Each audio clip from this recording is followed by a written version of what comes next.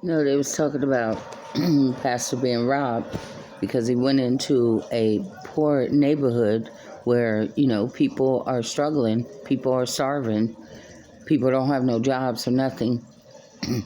And you're coming in the neighborhood in your nice luxury Bentleys and BMWs and Mercedes and Rolls Royce and big old Escalades. Nobody is hating on you as far as your success or prosperity. Wearing chains, so you got gold chains. I mean, like you really flashing, like look what I got, look what I'm doing or whatever.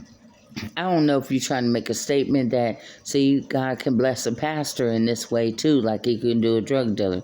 But whatever is the cause, apparently a pastor got robbed in the neighborhood. When God is telling people to pay 10% of their tithes, okay, what can God do with their money? Their money has no value in heaven. So why would you think that God is telling people to pay 10% of their tithes? And also if you can give alms, a little extra, little offering or whatever, you give that too. So that God's storehouse may be full, his pantry, his clothes closet, or whatever else kind of ministry, whatever else the ministry need. And there are some churches that dang near have to beg the church to pay to give money so that they can keep the lights on.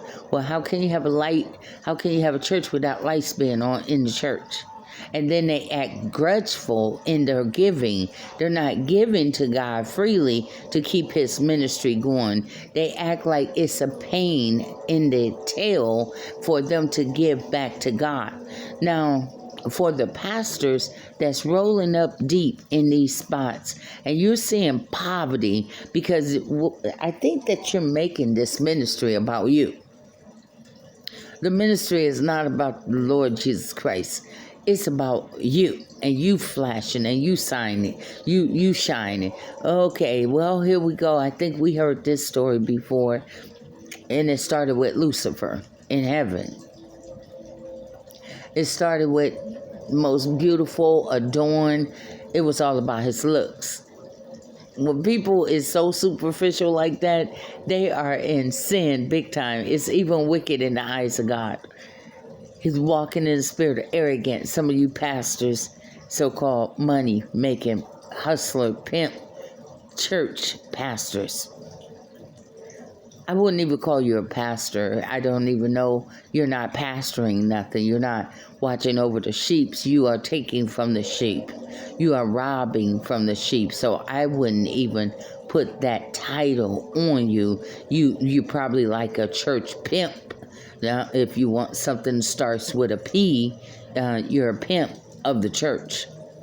So, yeah, you're pimping the church and you're taking advantage of people's belief in God. Now, around you is all type of ministry work of God that's needed.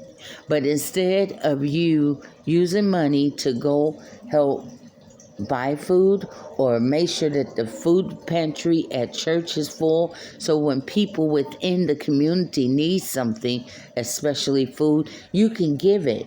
And even if they don't have IDs and everything, you can give them a bag of food. That's just neighboring. That's just common sense of me connecting to you as a human being. I'm not going to say, well, we have food there. We got plenty of food, but you can't get a bag today to feed your starving children tonight because you have to have your ID on you. So I'm going to send you away. No. It's supposed to be the Jesus Christ ministry. That's what my ministry, that side of me, is called. I named it right after Jesus. The Jesus Christ Ministries. Okay? You're supposed to be about God's work, not about your own agenda. If you grew up poor and all of a sudden people start pouring in the money given to you, that's good, but at the end of the day, you're not giving back to the community. you're not trying to bring other people up with you. I mean, like now that you're doing it big, as so you flashing like you're doing it big, are you putting people to work? Because you know there's a lot of young men sitting on the corner. 9 times out of 10, they just need a job. They just need a place to work. Are you helping them in that area? What about when it comes to young women and they stripping on the pole? Are you helping where you're preaching to them, don't be up on the pole?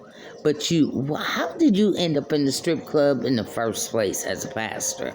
So what you doing there to do God's work on a late Friday and a late Saturday where ain't nobody listening to you? They drunk and they only got one thing on their mind, maybe two, to get more high, get more drunk, and to go have sex. So at the end of the day, are you also helping these women that you claim that they shouldn't be stripping because stripping is such a sin? Are you also creating jobs for them? I'm just wondering. It is not about what you look like. It's about you doing the ministry work of Christ.